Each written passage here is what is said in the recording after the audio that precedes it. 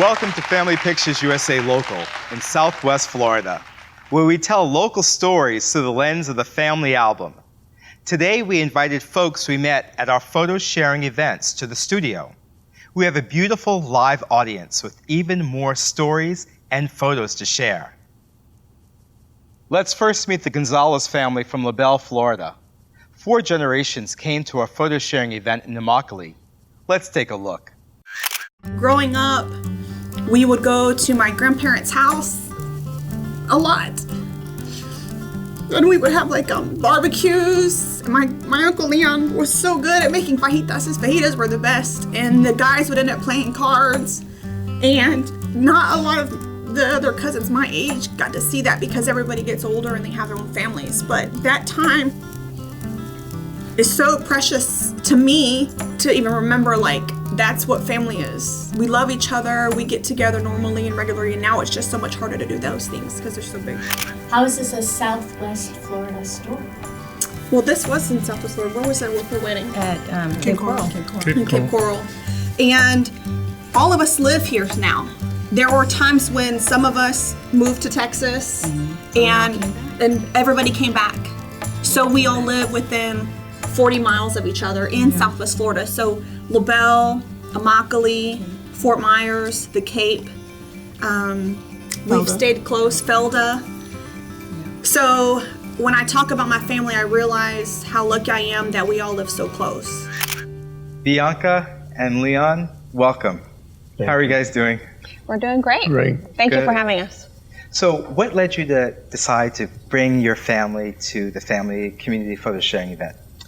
I found out about it through some friends that were told about it from PBS, and I thought that it would be a great opportunity for all of my family to get together and revisit these photos because we don't always have a chance to hear the story from my grandfather.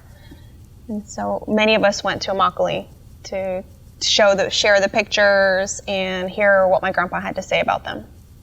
And were there any surprises in terms of passing the stories down in the photographs? There's quite a few. Were there any surprises when we saw the pictures in Immokalee? Yes, because I haven't seen him in a long time. Well, let's actually look at the photograph, and maybe this is from Seguin. Yeah, that's my grandfather on my mother's side. And that's my grandmother on my mother's side. And that's one of the youngest, my mother's sisters, Rosa. And why are these photographs important? Well, because it's her family. That's very important. My family is important to me. And when you share them with your oldest granddaughter, what do you get from this, Bianca, when you see these photographs?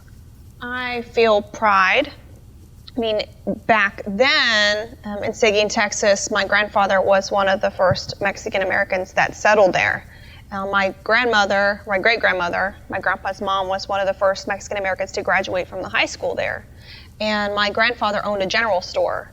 And so not very many families had opportunity to even have their pictures taken. Your grandfather, when he came across, he didn't came as an illegal alien. I mean, he had a passport. It cost him $6 at the time. When he was 19 years old, he came over. He came legally with a passport. I see. So you were born here on this side? Yeah, I was born in Seguin. And then the pay scale over there was very low. So it was better in Florida, so we came to Florida in 1951. And your family's grown tremendously since you moved here. So how many grandchildren, great-grandchildren do you have? If I count grandkids and great-grandkids, it's about 70. 70? Whoa.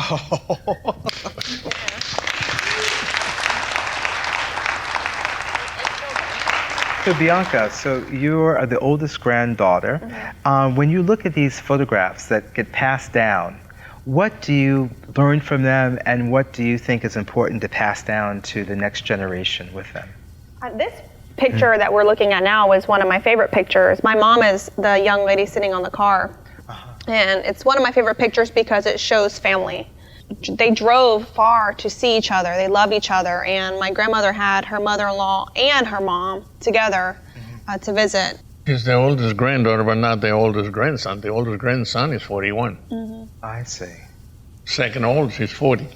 Uh-huh. And she's the third one. Okay. My favorite. Are we going to be able to air that? I don't want to cause any air that. family friction here. He should probably say it again. Okay, so Bianca's definitely your favorite. Well, she lived with us for a long time.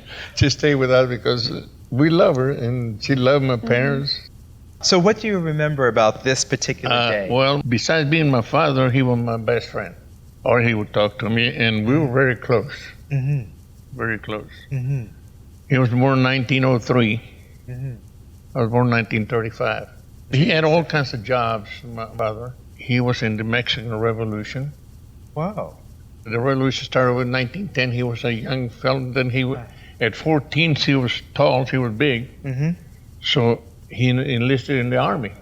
And of course, I like seeing my grandpa talk about his dad being his best friend. That makes my heart feel good. He had all kinds of jobs. He even had the best job in the Ford Motor Company.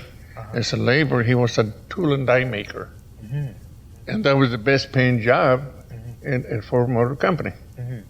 They went on a tour on the factory, and he was looking at what they paid. And he's in tool and die maker with the highest paid. So he applied for that job, and he got it. Wow. I mean, he didn't know nothing about tool and die making. But he learned on the job, huh? He learned the job. Okay. It was easy. Well, thank you. I'm glad we had this last photograph of, I love that photograph. Yeah, it's a beautiful photograph.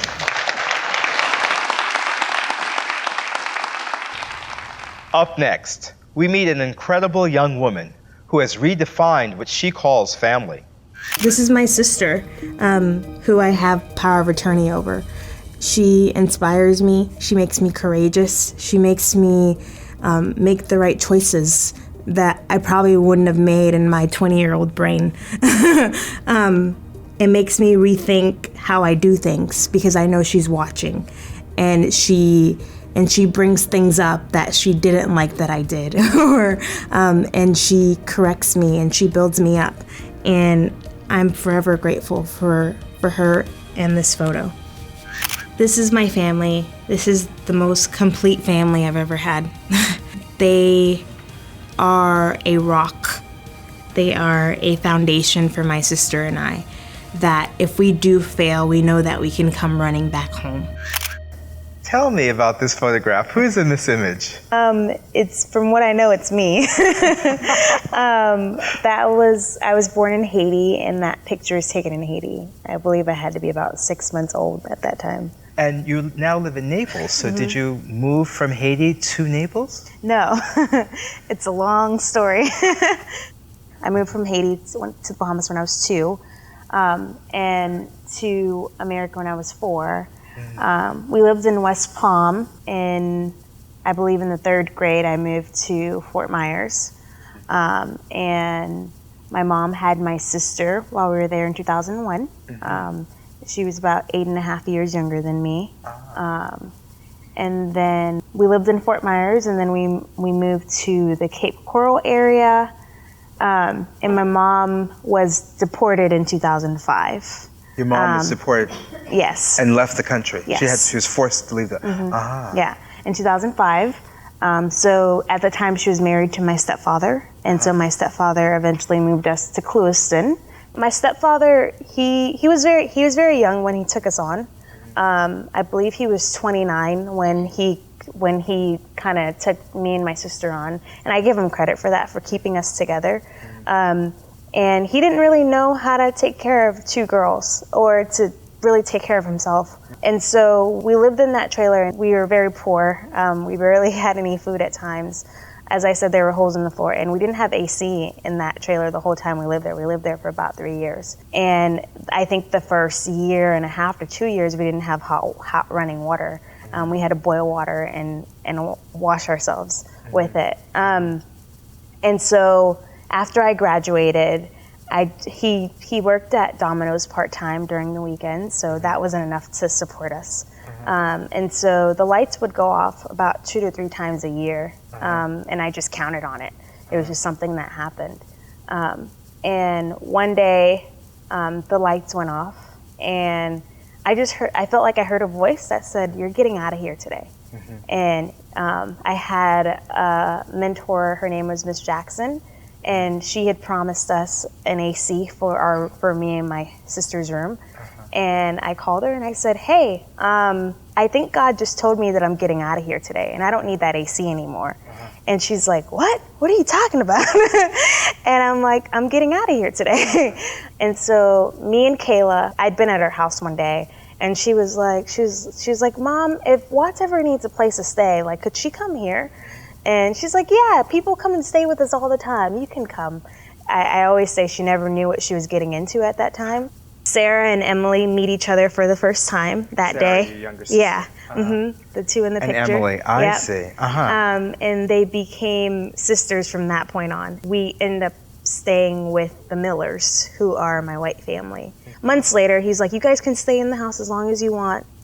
There was a lot of emotions involved because at one point it was like, are you sure like this is what you want? Because my whole family is at risk for taking you guys on because of everything that's happening. But he was like, we're here for you. And that was a pivotal moment in my life because as we were getting all these threatening phone calls from my step family and all that, he pulled me aside and he said, you don't let anybody talk to you that way. And that stuck with me. It stuck with me in my relationships. It stuck with me in my work. It stuck with me in my peers around me in terms of how I respect myself and how they respect me. And so they've been an important influence in our life, and they've been our rock and our foundation in a way. And what I say about Sarah and Emily is that they kind of glued this family together. They're 2 weeks apart, and from the moment they met, they've been inseparable. This picture of what our family is when you look at the two of them, I think it's so cool, and I'm so grateful for our family here. So that's the rest of our extended family with my mom and her mom and the grandparents on graduation day. I think that we have to understand that family isn't just blood at times. It's really about reaching out and helping others when they're in need. And I like to spread that message in terms of being generous. And whether it doesn't have to be money, it just has to be time, mentorship, and pushing people to their potential, because I would never be where I am today without the people like my parents who have poured into me and invested in me, and I'm super proud of that. And what are you doing today for work? You're in some ways giving it back. So just tell us. So I work for the PACE Center for Girls. I'm the Special Projects Coordinator. I've been there for almost 2.5 years now. And the PACE Center for Girls is a nonprofit school for girls at risk of going into the juvenile justice system. They face a lot of the obstacles that I have, such as abuse, mental illness, the truancy, and the failing grades. And so we're a holistic program that offers mental health counseling, as well as helping them to get caught up on their schoolwork. And so I feel like this is a fruition of what I felt like God was leading me to, my purpose. And I feel like this is what I was meant to do. Watts Mercy, you're inspiring, and your story is. Thank you so much. If you live in Southwest Florida, you probably have heard of swamp cabbage. Seth Ford is a person who introduced it to us. Watch this. This is my great-grandfather, Jeff Thomas. Jefferson Davis Thomas, that was his name. Him cooking and preparing swamp cabbage somewhere in South Florida. He was always outside making swamp cabbage. And swamp cabbage is something that has been very close to my family. It's a tree that grows here that you cut the heart out of, and you cut it up and you cook it with tomatoes and onions or bacon, there's a million different ways to cook it. But I actually do like it. I think it's really good, and it's just been a big part of our family. So Seth, welcome. So let's see the photograph. That's my great uncle. That's my grandmother's brother. Fell in the middle is Dylan Thomas. Dylan James Thomas. He's from here. He lived the better portion of his life in LaBelle. My mother had 5 boys, and we grew up right near downtown Fort Myers on Jackson Street. And we did not grow up in the country like a lot of people I'm seeing here. We did not grow up in the country. My mother, when we had family reunions, these guys would go cut swamp cabbage for family reunions. And my mother volunteered her 5 boys to go cut cabbage, which is not the most fun pastime. Why is that? Well, it's hard. It's hard to do. It's hard work. Machete, or is it? It's well, I suppose you could use a chainsaw, but they wouldn't let us. Okay, well, let's actually go to the next image. Talking about fun, having a barrel of fun in Fort Myers, Florida. Who's in this image? The guy all the way to the left is my great-grandfather. That's Dylan's father. His name was Jefferson Davis Thomas. Came to Fort Myers probably around 1910, around that time, to come work with his uncle, the fella in the middle. His name's Walter Terry Saxon Thomas. They were both very country. It's just, I think my uncle, Walter, who of course I never met, I got the impression that he was more of a, entrepreneur, go-getter, whereas my great-grandfather was more in the woods, out in the woods. And the girl in front of him is Belle Jordan. That's my great-grandfather's sister. Let's go to the next photograph. So this photograph is who? Who's in this image? That is the fella on the right. Is my great-grandfather's, Walter's brother, my great-grandfather's father. His name is James, and the fella next to him, from what I've been told, is a guy named Barney Rollerson, who is, from what I understand, related to someone here. Clint Rollerson. And Clint, have you seen this photograph? Do you know who this person is? I have seen that photograph before. Barney Rollerson was my grandfather's brother. And I think he was my grandfather's older brother. And so where did you see this photograph? My grandmother's got that same picture. She had it before she passed away. Have you guys met before? We never have. But you're cousins, you're distant cousins. And actually, I brought a picture, and the picture I have also has a picture of Jefferson Davis Thomas. It's in that picture. And it also has Dylan Thomas in that picture. And it also has Belle Jordan Thomas in that picture. So, we're connected. We've never met. That's one of my favorite pictures. You see the three people standing in the back? Yes. Okay, that's Dylan Thomas on the far left, when he was a lot younger man than Mr. Ford's picture. One of the most wonderful people in the world. Great musician, just a great man all the way around. And that, if what I understand, is Belle next to him, and she was a lot older at that point. The lady next to that is my grandmother, who was Evelyn Thomas, who ended up being Evelyn Rollerson. In the front row, the gentlemen sitting down were some of my just favorite people in the world. On the far left, that's Jeff Thomas, who is Jefferson. Next to him is my grandfather, who is Robert Rollerson. Next to him is Joe Thomas. And next to him is Bob Thomas. And next to him is Ben Thomas. And by the way, Ben, when I was a little kid, he lived somewhere right near where we're sitting when none of this was here. And I remember with me and my dad, we used to bring milk crates of food out to him in a trailer in the middle of the woods. I've been to that old. It was like a little tiny travel trailer. That's kind of what he lived in, and it was near here. Yes. I went there too. Yeah. And back to so we all did. It was cool. So, we don't have photographs of that, but you guys conjured up an image that we could appreciate. Oh, you bet. Every man in that picture was a woodsman. Right here, they all came here in the teens, but all those men there were close until all of them died. So you knew Ben? Yes, absolutely. You did? Yep. He used to come to my grandmother's house when I was a kid, and she'd fry chicken and cook biscuits, and we'd eat good. So. He wanted to be left alone. He wanted to be left alone a lot, and he was that way. Now, Ben was the kind who would show up when he wanted to. Yeah. Okay. Yeah. Don't invite him over because he wasn't going to come. Probably. Yeah. But he would just show up, visit for a little bit, and then be gone again. Yeah. Wow, a reunion. So Seth, we have one more photograph that you shared with us that we'd like to share with everyone here. And that is a photograph of who? Who's in this photograph? That is a photograph that I'd seen at my great-grandmother's house, and I'd seen it other places, and the gentleman in it with my grandfather's on the right, and the gentleman with him is a guy named Josie Billy, who I've never met, and to be honest, I didn't really know anything about. What I did know about him is that family used to point that picture out, and they're sort of proud of it. They used to say he was good buddies with Josie Billy, and they were close, and they said that Josie Billy used to let him keep his swamp buggies on a reservation. Well, I think we have someone in the audience, or at least two people in the audience, who know about Josie Billy. Woody Hansen is here. Welcome. So Woody, have you seen this? Thank you. Thank you.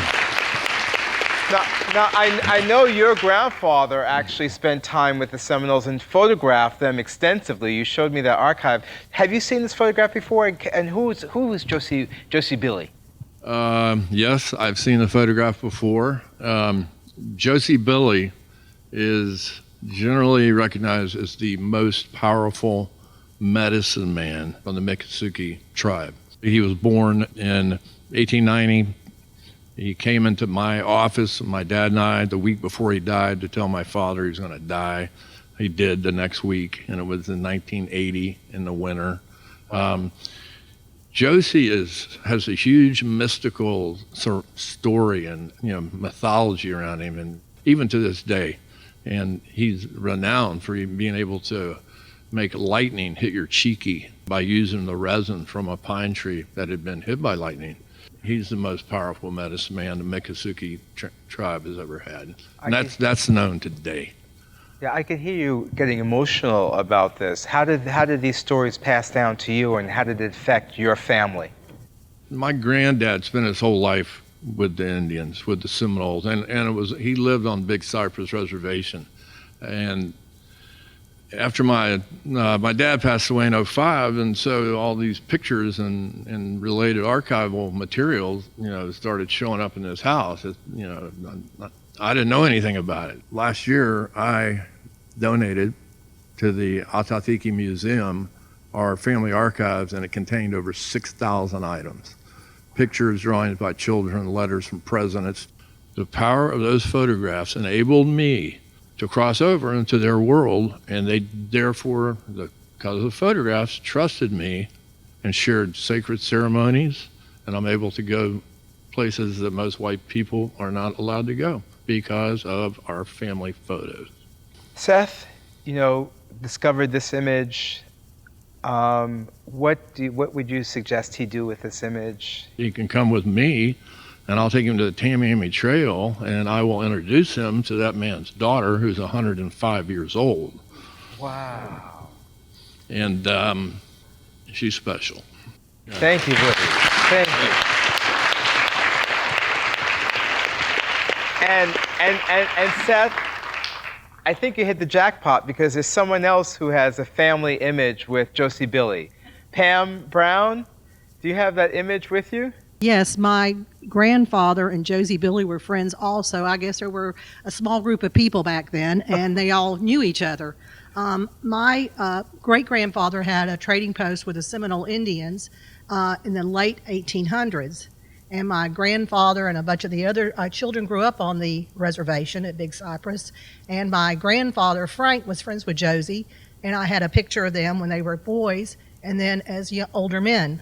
And when my grandfather passed away, Josie Billy came to the funeral and eulogized him. Seth brought a picture of Josie Billy with his grandfather as older men. Let's see what the Josie Billy looked like as a young person. With Frank Brown. Frank Brown, your grandfather. Yes. Wow. This is a family reunion. Yep. Wonderful. Thank you so Thank you. much.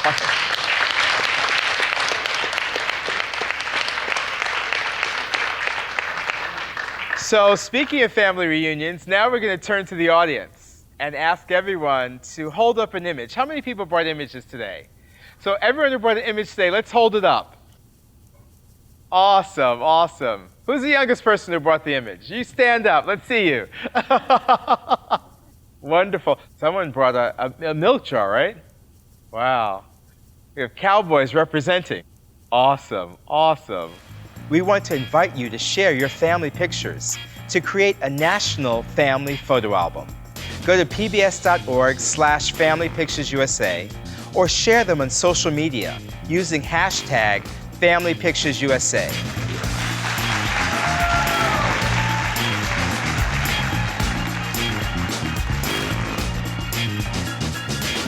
We didn't have no time to carry a camera with us because we'd go from daylight to dark, working cows, and you couldn't carry a camera with you. So we have to kind of remember how it was. If you look at the picture, the first time I saw this picture, it took my breath away. And my uncle is in the audience with me as well, and we both said that they look exactly alike. According to our family history anyway, Billy Conapache was the first Seminole to learn and read and write English, and he was the father of Josie Billy. You know, it's all about our heritage and sharing our heritage with other people and keeping it alive amongst our families. So that's why Luke is here tonight, and Wonderful. And we're tickled to death that you guys invited us. Thank you. Support for this program is provided by the Corporation for Public Broadcasting, a private corporation funded by the American people, and Oasis Senior Advisors. Oasis Senior Advisors is a free service providing experienced professional help in finding the right senior living community.